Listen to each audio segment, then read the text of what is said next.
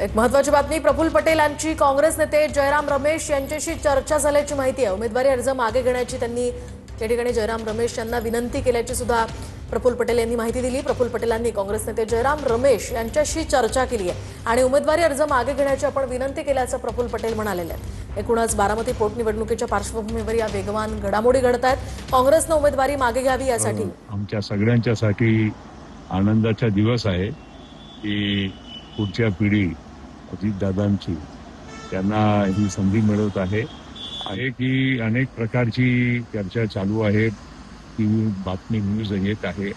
काही लोक म्हणतात की आम्ही प्रयत्नच नाही केले प्रफुल्ल पटेल आणि सुनील तटकरेंनी।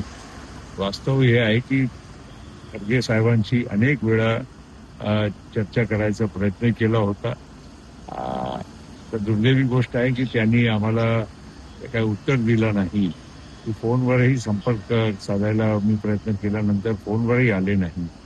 असो, आम्ही आजही विनंती करतो। आता पारच्या शपथविधीला जयराम रमेश आले होते, तर मी त्यांनाही विनंती केली की बाबा तुम्ही आम्हाला म्हणजे या इलेक्शनमध्ये मदत करा, सहकार्य करा।